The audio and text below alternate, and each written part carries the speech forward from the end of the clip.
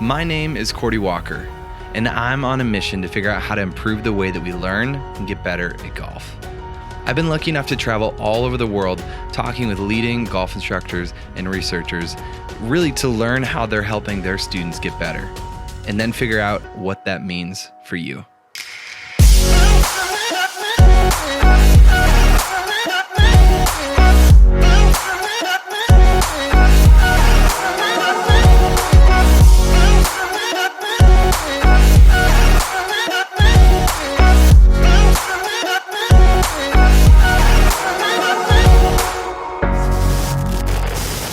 So we're down in Panama City Beach at a dew sweeper golf camp. Tony Ruggiero brought me down to check out what they're doing. We have Dr. Greg Cartin, Dr. Scott Lynn, Wayne Flint, a bunch of awesome folks here working with a great group of kids. We've got some different tour players out as well. So it's gonna be fun to see what they're working on and talk about what they're doing.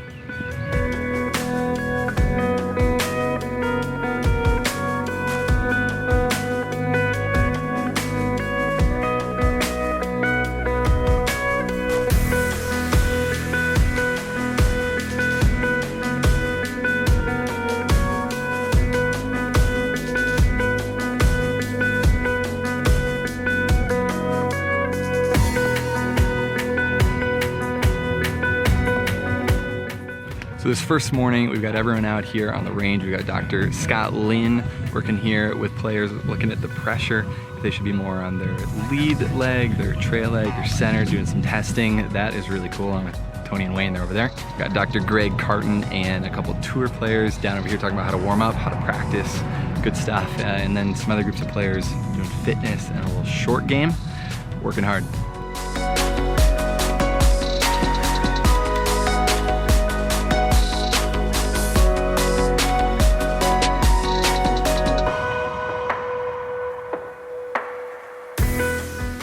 We're working on the swing cat balance plate, looking at their pressure shifts and understanding what their dominant leg is, and we got a lot of these kids better. So I think it's really important to understand something about each athlete or each kid that's standing in front of you or each golfer that's standing in front of you and gear the swing accordingly to them. I think it's interesting to bring Scott, who's one of the best in the world at what he does, with Swing Catalyst. I've used one of them for a long time, and so I think it's awesome to take what he does and apply it to what we've already told these kids, and to, one, find out if we're on the right track. I mean, there's been a kid or two that, hey, we've not been trying to give them to do the wrong thing, but give it another look, another way of saying things, and just to use some of the science and some of the technology to validate what we're doing, to measure what the kids are doing, and give them another look and another opinion. And it's awesome.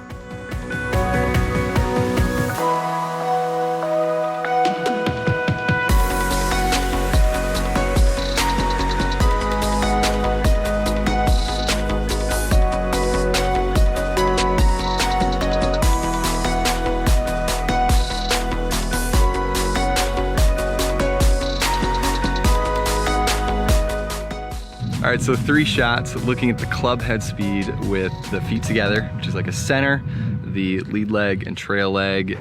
Mine was 88 center, 87 on the front, and then 84, I think, on the back. So fastest kind of in that center front. So let's see what the pressure trace looks like now. So to me, your max right pressure is 85. Okay. Which is sneaking into the rear post area. Okay. So I would say 80 would be a pure front, pure center. Okay. And so this is 85, so it's a little more than that, which I think you should be on the other side of that. So okay. To me, a 75-ish, because you're a front center kind of person. Okay. From what we tested, and you do get kind of to the outside part of the trail foot.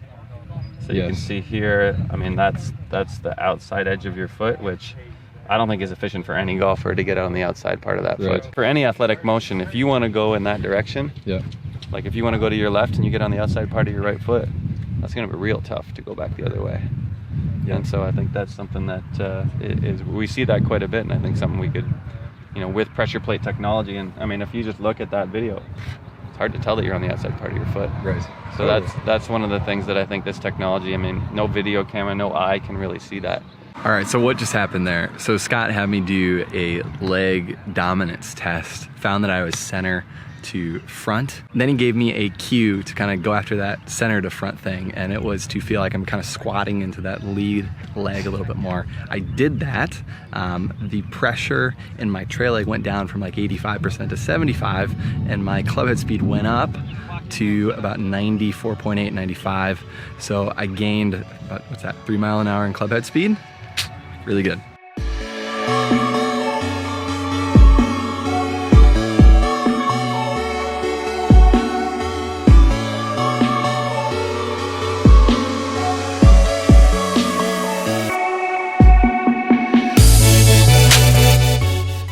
I mean, I think you get back to this idea of expectation, right? You're playing great coming into a tournament, your expectations are high, right? It's fine. Same thing if you're not playing well. Your expectations are low. Guess what? Expectations are constantly evolving and changing. Just throw them out. It doesn't matter. You don't hang on to those because they're always changing. And they have no bearing on what we do. My name is Dr. Greg Cartin. I'm a performance consultant from Boston, Massachusetts, and really excited to be down here with Dew Sweepers Golf and working with the kids on their mental game and working on some practice methods and getting out on the course and playing.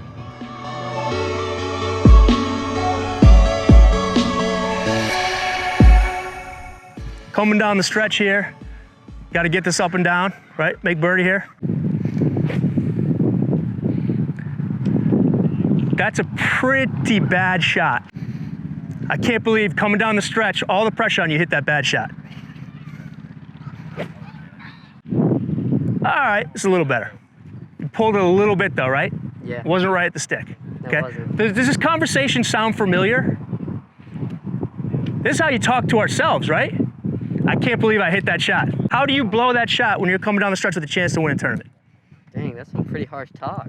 Absolutely, right? Sounds funny coming from someone else. Yeah, it's like, yeah, all right. But this is how we talk to ourselves, right? Why would you talk to yourself that way?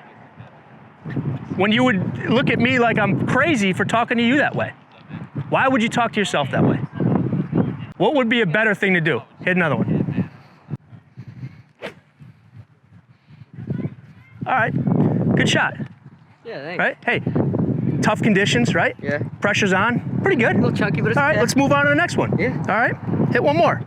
Start to pay attention to that voice in your head and how you're talking to yourself. And see if you can replace that with talking to your best buddy going through the same situation, right? Golf's not easy.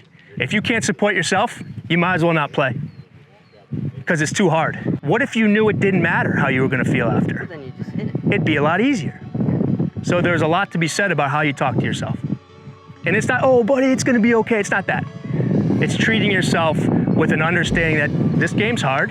I need to support myself. Otherwise, there's gonna be too much fear because nobody wants to feel like shit after they play, right? So you start to remove that fear by treating yourself in a different way.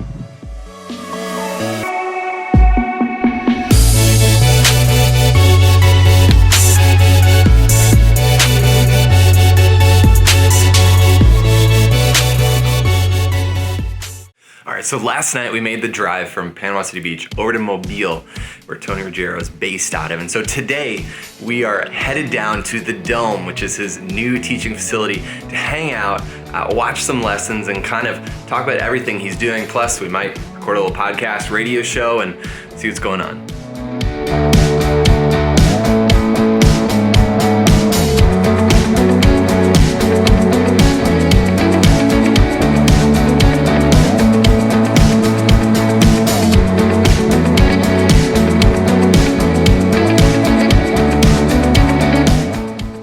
So one of the cool things here is we have some of the best juniors in the state, or in the Southeast for sure. Dawson is going to become one of those. But you got, that are here working a lot. So you got top juniors, you got college players coming through here. It's hardly ever there's a week that there's not some sort of a professional player. I mean, Bobby lives here, so he's here all the time. But that they come here and they hang out.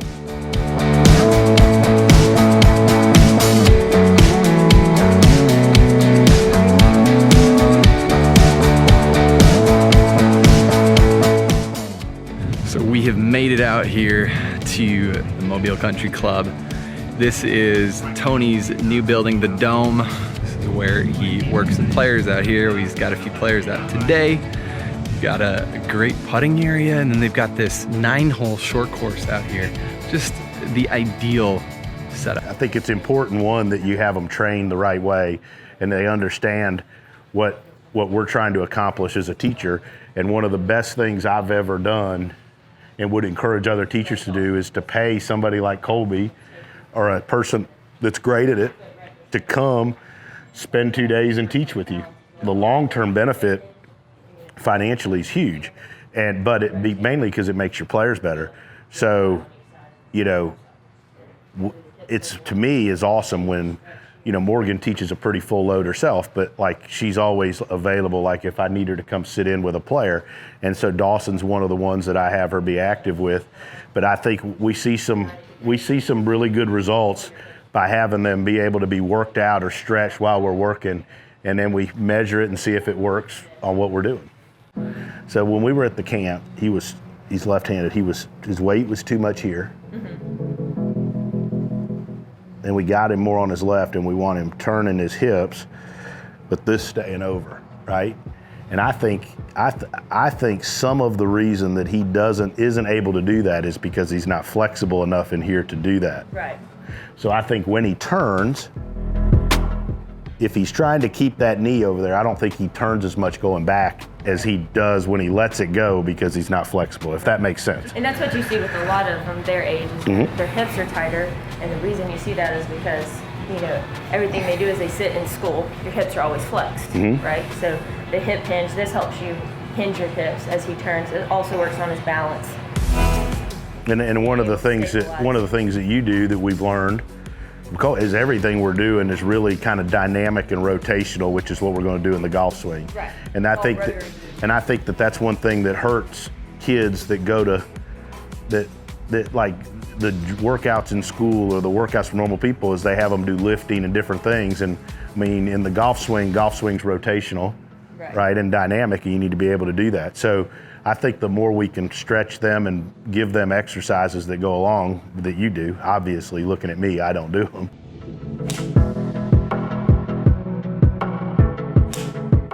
So that got up to like 62 or 3, which, when we were with Dr. Lynn and we tested and everything, he was a centered guy that would be, so I think we were saying we're trying to get 60, 70% of that weight over there. And I think we got to have some of it over there. I mean, that's 10% more pressure or whatever you want to say going over there. I mean, that's a pretty significant bit. I think if you did some drills like that, you'd get wound up better.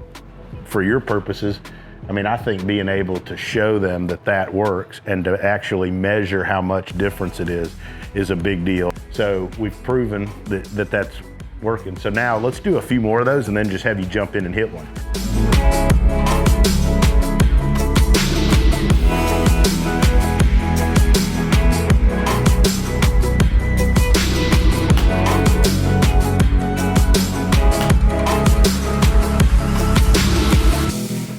Setup is way more balanced than you were, right? And we said 55, 45, look, you're 52, 48 at address, right?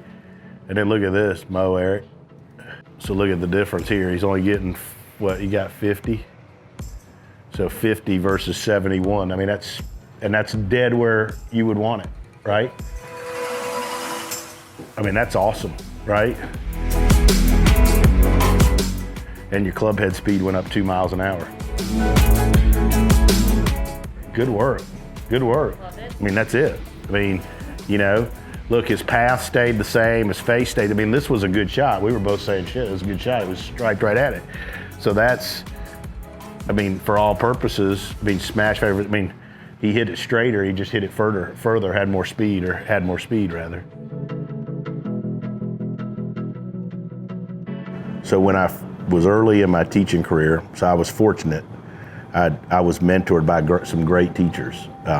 People saw Wayne Flint, at our camp, and I think he's one of the most underrated teachers out there, but he had done such an awesome job developing young players, and he, at an early point in my career, hammered home the development of the pivot or the use of the body, which is, using the ground. But it all goes to when I started teaching. I mean, you've heard the story. So I was making no money. I had like $200 a week. And, I got the opportunity to teach and was told if you would just teach these folks to develop a pivot and make a divot that you'd make 50 grand a year. Well, 50 grand a year when your truck's been repossessed and you don't have any money is like a gazillion dollars, right? Yeah. So I was like, well, hell, I'll try that, you know? And so I did, and I started making a living, which is why I think we all start in this, right, is to make a living. And the more I taught pivot, the more folks got better, the more juniors got better. And, you know, there were folks around me at Sandestin and different places that were, oh, all he's teaching them is to turn, he doesn't know anything else. Hell, I was trying to make a living. But then I sat there and I watched, and I mean, these people were getting better. And I didn't understand all that I understand now, and I didn't have that. And, you know, and then I went and moved on to Santa Rosa Golf and Beach Club, and they built me a little one-bay building, and it was awesome for me. And I bought one of the first swing catalysts that came over. I think there was one at Oklahoma State. Jeff Ogilvy bought one, and hell, I bought one. And I mean, and I really learned the importance of pressure and of pivot. And I didn't understand it. I'll be honest, I didn't probably understand it that much. I'm still learning so much about it, like the stuff we did with Scott Lynn. I mean, I've been around him a handful of times and talked to him. I mean, you know, I learned a little something each day, but like, you know, so that's been huge in my development of a teacher, and I think it's helped me a bunch.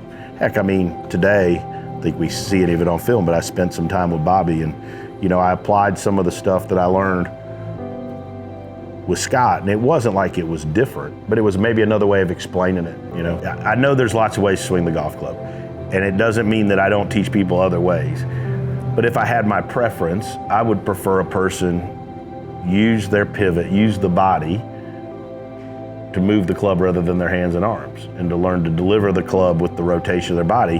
But I think you've got to help them use their pivot the way their body's built to do it, I guess is, and I would say that's probably between Colby and Dr. Lynn, that's been the biggest development in my teaching. Like, I knew they had to use the pivot, but I didn't know necessarily how to detail it to what the person's body could do.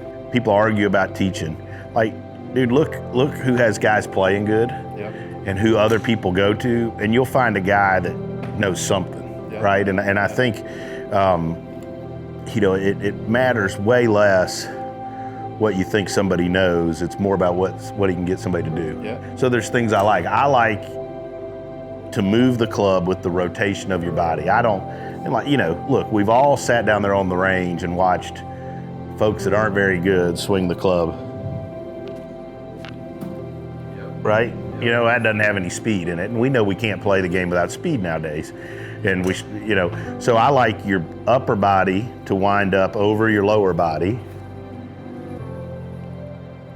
And I like your spine to stay centered, okay? That's really all I'm trying to do, is have your upper body wind up and wind the pressure or the weight. You know, I call it weight sometimes to people. Sometimes we're using swing catalyst pressure.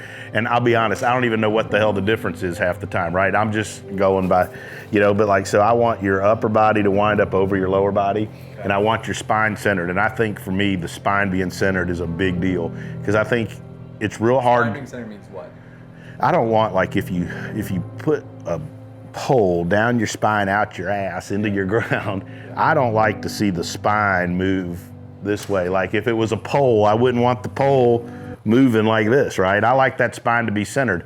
But like, we're trying to get a person to wind their upper body up over their lower body and do it within the constraints or the boundaries of, or the way that their body turns best. Because your players, I would say, are ball strikers.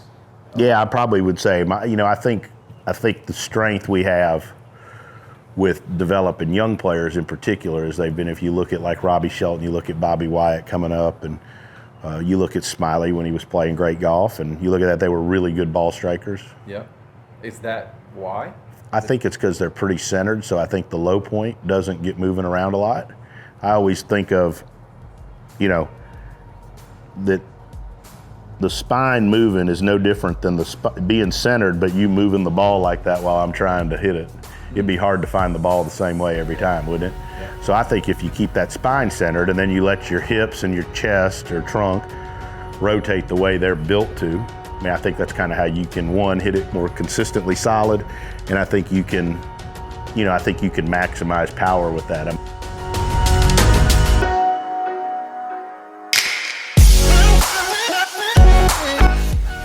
hope that you enjoyed this episode of Golf Science Lab, where we headed down to Panama City Beach in Mobile, Alabama to spend some time with Tony Ruggiero. I really appreciate him for bringing me down and spending the time sharing what he does. It was an unbelievable trip, and hopefully you enjoyed this.